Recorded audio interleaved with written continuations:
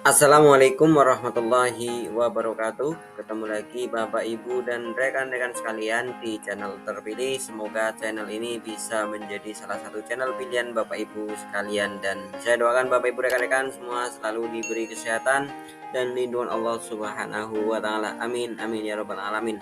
Baiklah Bapak Ibu, kita akan lanjutkan latihan kita terkait soal-soal CAT untuk seleksi panitia pemungutan suara atau PPS dan panitia pemilihan kecamatan atau PPK pada pemilu yang akan datang ya. Untuk saat ini kita akan masuk di bagian ke-6 ya, bagian ke-6 video. Dan bagi Bapak Ibu, rekan-rekan barangkali ada yang belum untuk menyimak video 1 sampai 5, silahkan bisa dilihat. Linknya saya bagikan di deskripsi video ini ya. Terima kasih, kita akan lanjutkan. Tapi jangan lupa yang belum subscribe channel ini silahkan di subscribe dulu. Barangkali ada yang baru menemukan channel ini, tombol subscribe-nya masih merah, silahkan ditekan dulu Bapak Ibu. Tekan pula loncengnya agar tidak ketinggalan dengan update informasi dari channel ini. Like, komentar, dan bagikan Bapak Ibu. Terima kasih, langsung saja kita akan masuk ke soal-soalnya ya. Jangan lupa untuk tonton videonya sampai selesai Bapak Ibu rekan-rekan. Soal yang pertama saya bacakan Bapak Ibu rekan-rekan. Pemungutan suara pemilu 2024 dilaksanakan untuk memilih A. Presiden dan Wakil Presiden, B. Anggota DPR, DPD, DPRD Provinsi, dan DPRD Kabupaten Kota, C. Presiden, Gubernur, dan Bupati atau Wali Kota, D. Presiden dan Wakil Presiden, anggota DPR, anggota DPD, anggota DPRD Provinsi, dan anggota DPRD Kabupaten Kota. Semua benar. Yang mana Bapak Ibu? Pemungutan suara pemilu 2024 dilaksanakan untuk memilih. Jawaban yang benar adalah yang D ya Bapak Ibu. Presiden dan Wakil Presiden, anggota DPR, anggota DPD, anggota DPRD Provinsi, dan DPRD Kabupaten Kota. Jawabannya yang D Bapak Ibu. Selanjutnya soal nomor 2. Yang tidak termasuk dalam tahapan pemilu sebagaimana diatur dalam pasal 167 ayat 4 Undang-Undang Nomor 7 Tahun 2017 adalah A.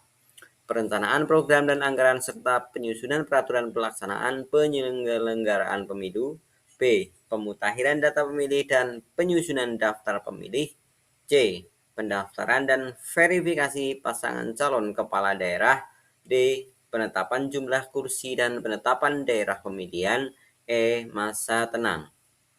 Yang tidak termasuk dalam tahapan pemilu sebagaimana diatur dalam pasal 167 ayat 4 Undang-Undang Nomor 7 Tahun 2017 adalah yang tidak termasuk tahapan pemilu Bapak Ibu. Jawabannya adalah pendaftaran dan verifikasi pasangan calon kepala daerah. Karena dalam pemilu belum memilih kepala daerah ya Bapak Ibu. Kita lanjutkan soal nomor 3. Tahapan dan jadwal pemilihan umum tahun 2024 diatur dalam Peraturan Komisi Pemilihan Umum atau PKPU nomor A. Nomor 1 tahun 2022, B. Nomor 2 tahun 2022, C. Nomor 3 tahun 2022, D. Nomor 4 tahun 2022, atau E. Nomor 5 tahun 2022. Tahapan dan jadwal pemilihan umum tahun 2024 diatur dalam Peraturan Komisi Pemilihan Umum PKPU nomor 3 tahun 2022 Bapak Ibu ya. PKPU nomor 3 tahun 2022. Jawabannya yang C ya Bapak Ibu. Kita lanjutkan nomor 4. Berdasarkan pasal 350 ayat 1 Undang-Undang Nomor 7 Tahun 2017, jumlah pemilih setiap TPS paling banyak A. 300 pemilih, B. 400 pemilih, C. 500 pemilih, D. 600 pemilih, atau E. 700 pemilih. Berdasarkan pasal 350 ayat 1 Undang-Undang Nomor 7 Tahun 2017, jumlah pemilih setiap TPS paling banyak atau paling sebanyak adalah berapa Pak Ibu? Iya, 500 pemilih ya. Jadi paling banyak satu TPS sesuai Undang-Undang Pemilu adalah 500 pemilih.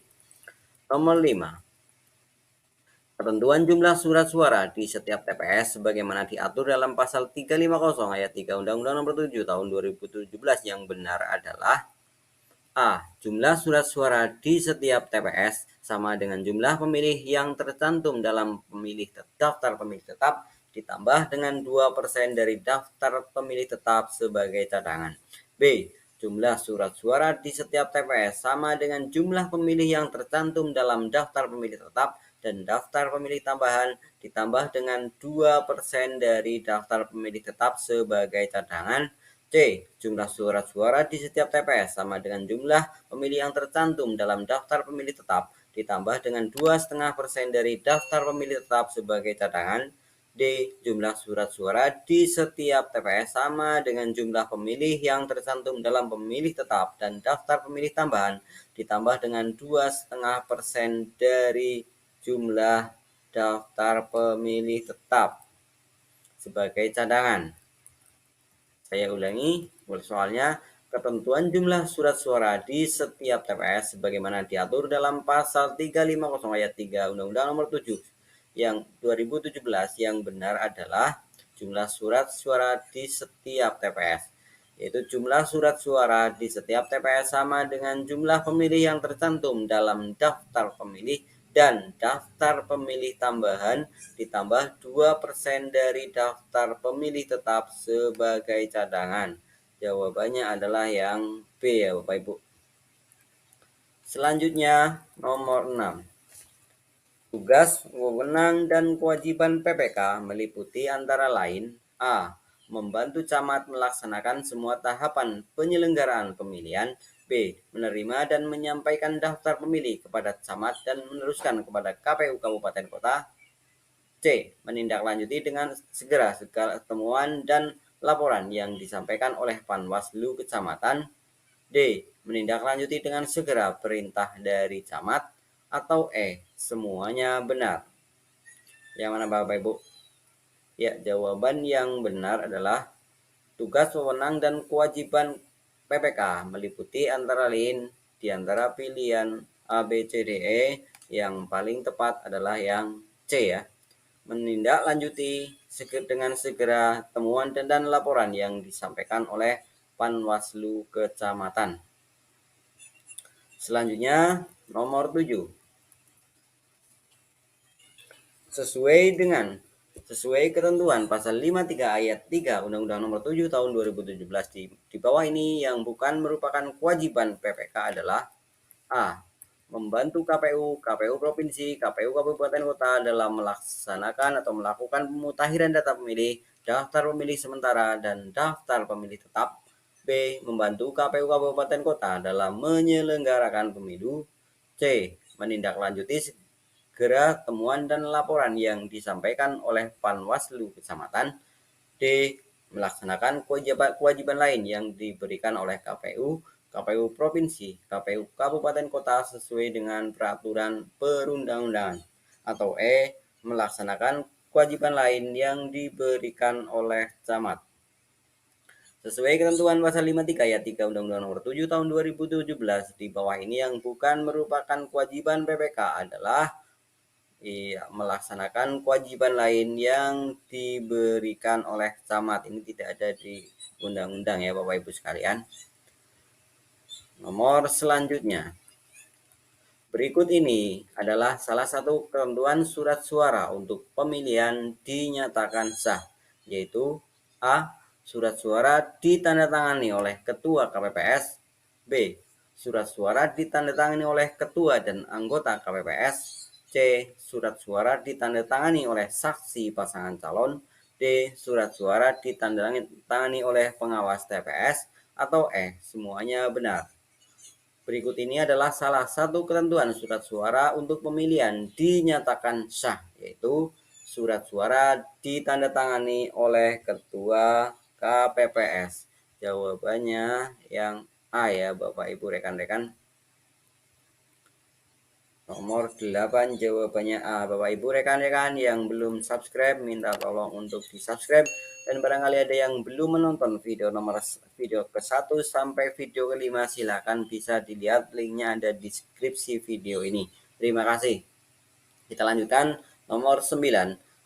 Pemungutan suara di TPS dilaksanakan pada pukul 7 sampai pukul 13 waktu Indonesia Barat, B. pukul 7 sampai pukul 12 waktu Indonesia Barat, C. pukul 7 sampai pukul 14 waktu Indonesia Barat, D. pukul 7 sampai pukul 13 waktu setempat, atau E. pukul 6 sampai pukul 13 waktu setempat. Pemungutan suara di TPS dilaksanakan pada pukul 7 sampai dengan pukul 13 waktu setempat. Jawabannya yang D. Selanjutnya nomor 10. Penghitungan suara di TPS dimulai pada A. pukul 12 sampai pukul 16 waktu Indonesia Barat, B. pukul 13 sampai pukul 17 waktu Indonesia Barat, C. pukul 12 sampai dengan selesai, D. pukul 12.30 sampai dengan selesai, atau E. pukul 13 sampai dengan selesai. Jawaban yang paling tepat adalah penghitungan suara di TPS dimulai pada pukul 13 sampai dengan selesai. Jadi yang lain ini ada waktu Indonesia Barat ya, padahal di Indonesia ada zona waktu yang berbeda. Jadi tidak memakai waktu Indonesia Barat ya Bapak Ibu yang jelas. Kita lanjutkan.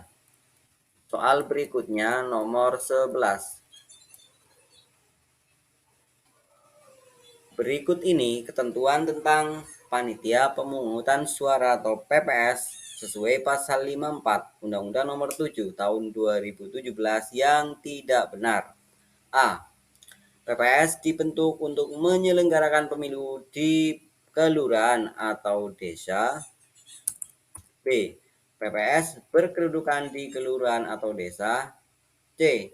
PPS dibentuk oleh KPU Kabupaten Kota paling lambat 6 bulan sebelum penyelenggaraan pemilu dan dibubarkan paling lambat 2 bulan setelah penyelenggaraan pemilu.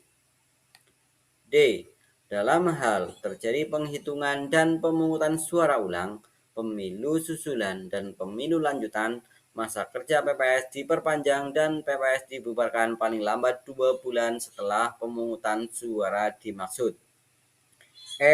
PPS dibentuk untuk mengawasi pemilu di kelurahan ataupun desa. Bagaimana Bapak Ibu? Berikut ini ketentuan tentang PPS sesuai pasal 54 Undang-Undang Nomor 7 Tahun 2017 yang tidak benar adalah yang tidak benar PPS dibentuk untuk mengawasi. Jadi mengawasi ya.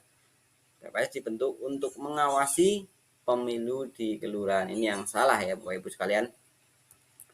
Kita lanjutkan soal nomor 12. Pelaksanaan pemungutan suara dipimpin oleh A. KPU, B.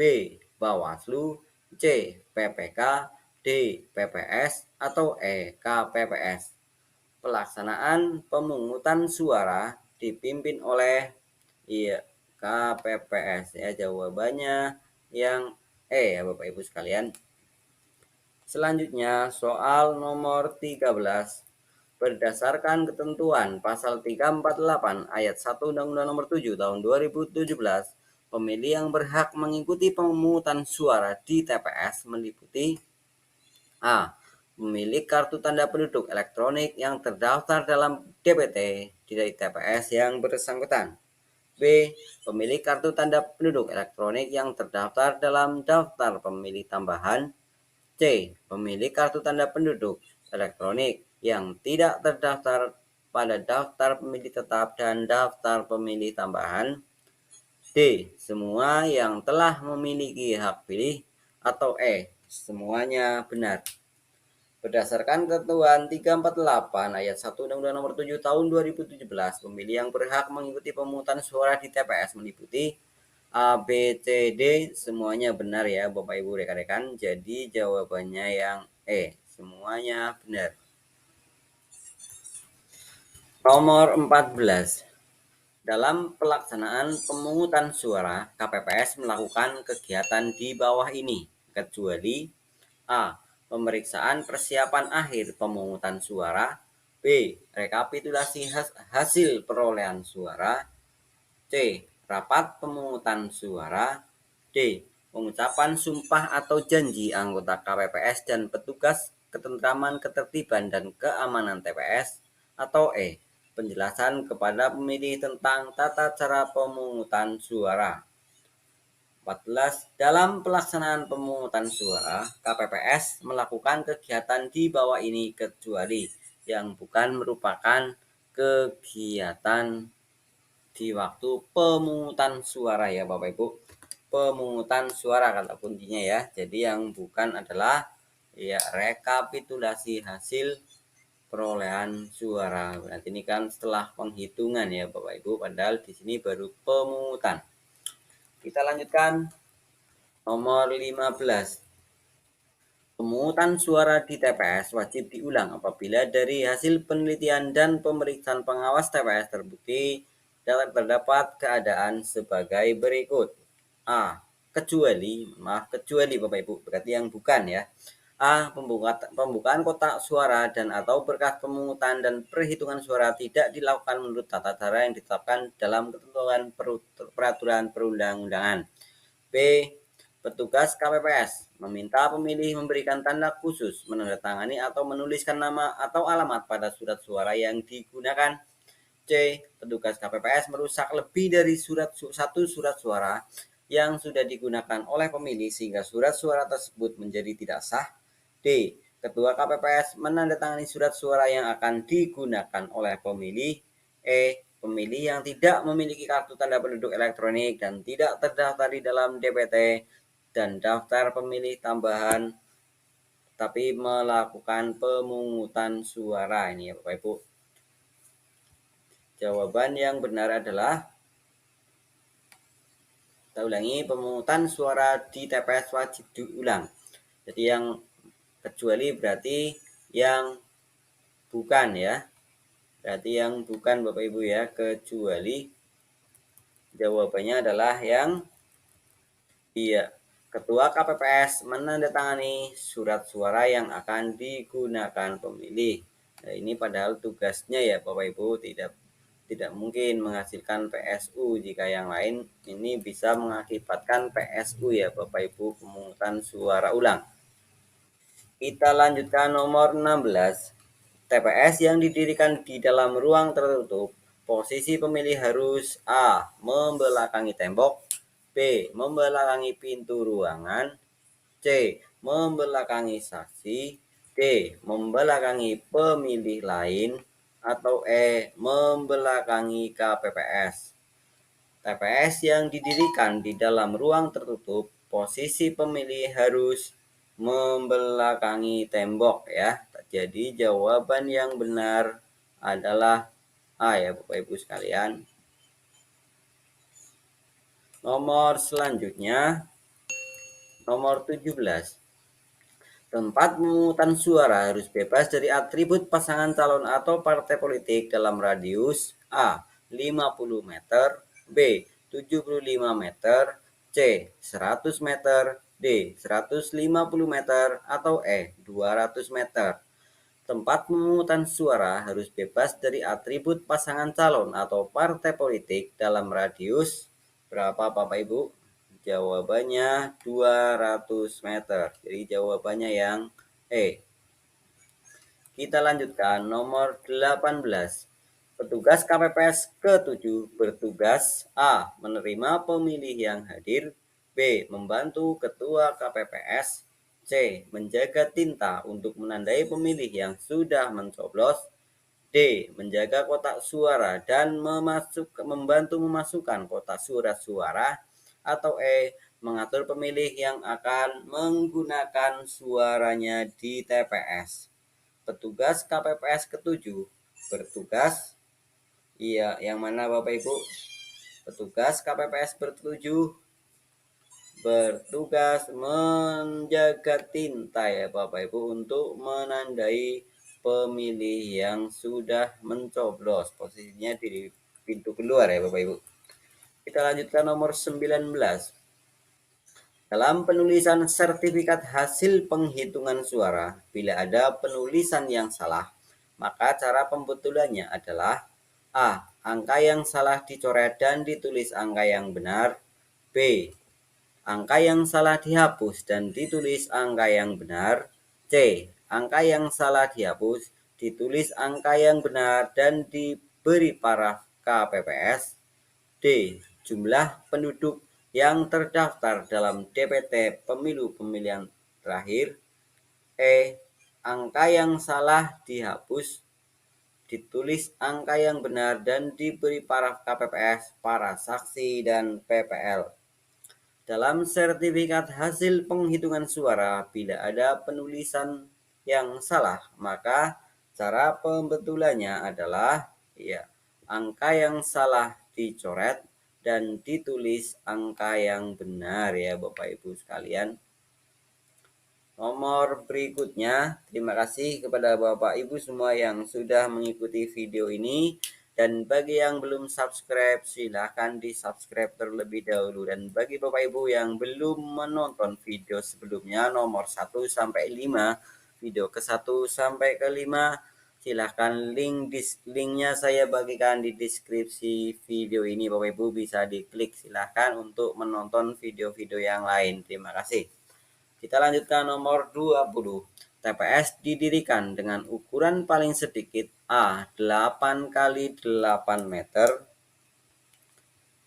B. 8 kali 9 meter, C. 8 kali 10 meter, D. 9 kali 10 meter, atau E. 9 kali 11 meter. TPS didirikan dengan ukuran paling sedikit, yaitu 8 kali 10 meter ya Bapak Ibu sekalian. Kita lanjutkan nomor 21. Berikut ini yang membentuk panitia pemungutan suara atau PPS tingkat desa atau kelurahan, yaitu A. KPU Republik Indonesia, B. KPU Provinsi, C. KPU Kabupaten Kota, D. Panitia Pemilihan Kecamatan, atau E. Kepala Desa atau Kelurahan bersama BPD dan lembaga LPM ya. Berikut ini yang membentuk panitia pemungutan suara atau PPS tingkat desa atau kelurahan, yaitu jawabannya adalah KPU Kabupaten Kota yang C ya Bapak Ibu sekalian. Selanjutnya nomor 22. Berikut ini adalah yang berkewajiban mengangkat anggota kelompok penyelenggara pemungutan suara atau PPS pada pemilu 2024, yaitu A. PPS, B. PPK, C. KPU Kabupaten Kota, D. PPS atas nama Ketua KPU Kabupaten Kota, atau E. Kepala Desa atau Kelurahan bersama BPD atau LPM.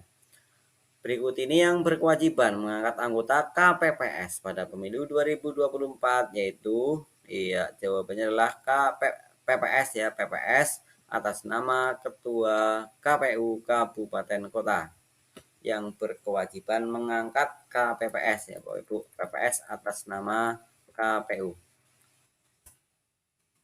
Kita lanjutkan soal nomor 22. Berikut ini yang bukan menjadi syarat menjadi anggota PPK, KPPS, PPS sebagaimana diatur dalam pasal 72 ayat 7 tahun 2017, yaitu A. Setia kepada Pancasila sebagai dasar negara, Undang-Undang Dasar Negara Republik Indonesia tahun 1945, Negara Kesatuan Republik Indonesia, Bhinneka Tunggal Ika, dan Cita-cita Proklamasi 17 Agustus 1945. B. Mempunyai integritas pribadi yang kuat, jujur, dan adil. C. Tidak menjadi anggota partai politik yang dinyatakan dengan surat pernyataan yang sah atau sekurang-kurangnya dalam 5 tahun tidak lagi menjadi anggota partai politik yang dibuktikan dengan surat keterangan dari pengurus partai politik yang bersangkutan. D. Berdomisili dalam wilayah kerja PPK, PPS, KPPS, PPLN, dan KPS SLN. E. Berpendidikan paling rendah sekolah menengah pertama atau sederajat. Yang bukan ya Bapak Ibu tadi ingat, yang bukan merupakan syarat menjadi anggota badan ad hoc. Iya, syaratnya adalah yang bukan ya, berarti berpendidikan sekolah menengah pertama atau sederajat. Jawabannya yang Bapak Ibu, yang bukan syarat ya. Syaratnya minimal SLTA ya Bapak Ibu. Kita lanjutkan. Berdasarkan pasal 74 ayat Undang-Undang Nomor 7 Tahun 2017, anggota PPK, PPS, KPPS, PPLN, dan KPPSLN diberhentikan dan dengan tidak hormat karena hal di bawah ini, kecuali melanggar sumpah janji jabatan dan atau kode etik, B. Tidak melaksanakan tugas dan kewajiban tanpa alasan yang sah, C. Berstatus tersangka karena melakukan tindak pidana pemilu dan atau tindak pidana lainnya, D. Tidak menghadiri rapat pleno yang menjadi tugas dan kewajibannya tanpa alasan yang jelas, atau E. Melakukan perbuatan yang terbukti menghambat PPK, KPPS, PPLN, KPPSLN dalam mengambil keputusan dan penetapan sebagaimana ketentuan peraturan perundang-undangan. Saya ulangi, berdasarkan pasal 74 Undang-Undang Pemilu, anggota PPK, PPS, KPPS, PPLN, dan KPPSLN diberhentikan dengan tidak hormat karena hal di bawah ini, kecuali yang mana Bapak Ibu? Iya, jawabannya adalah kecuali berstatus tersangka telah melakukan tindak pidana pemilu dan atau tindak pidana lainnya. Lanjutkan nomor selanjutnya, nomor 25. Terima kasih kepada Bapak Ibu rekan-rekan yang masih mengikuti video ini. Video yang lain silakan bisa diklik linknya saya bagikan di deskripsi video ini ya. Terima kasih. 25. Berikut ini ketentuan yang sesuai dengan pasal 167 Undang-Undang Nomor 7 Tahun 2017, kecuali A. Pemilu dilaksanakan setiap 5 tahun sekali. B. Hari, tanggal, dan waktu pemungutan suara pemilu ditetapkan dengan keputusan KPU. C. Pemungutan suara dilaksanakan secara serentak pada hari Rabu. D. Tahapan penyelenggaraan pemilu dimulai paling lambat 20 bulan sebelum hari pemungutan suara. E. Penetapan pasangan calon terpilih paling lambat 14 hari sebelum berakhirnya masa jabatan Presiden dan Wakil Presiden. Berikut ini di bawah ketentuan yang sesuai dengan pasal 167 Undang-Undang Pemilu, kecuali, berarti yang bukan ya Bapak Ibu, kecuali. Iya, kecuali adalah pemungutan suara dilaksanakan secara serentak pada hari Rabu. Ya Bapak Ibu, walaupun pelaksanaannya hari Rabu, tetapi secara aturan di perundangan tidak ditentukan harinya ya Bapak Ibu. Oke, terima kasih. Kita lanjutkan soal berikutnya. Oke Bapak Ibu rekan-rekan, soal berikutnya kita akan ketemu di video selanjutnya ya. Sekali lagi terima kasih kepada Bapak Ibu rekan-rekan yang sudah mengikuti video ini sampai saat ini ya. Dan bagi yang belum subscribe silahkan di subscribe ya. Bagi yang menginginkan video yang lain silahkan bisa dilihat di deskripsi grup ini, ada linknya saya bagikan ya Bapak Ibu. Terima kasih, semoga bermanfaat. Kita ketemu di video selanjutnya. Amin amin ya robbal alamin. Wassalamualaikum warahmatullahi wabarakatuh.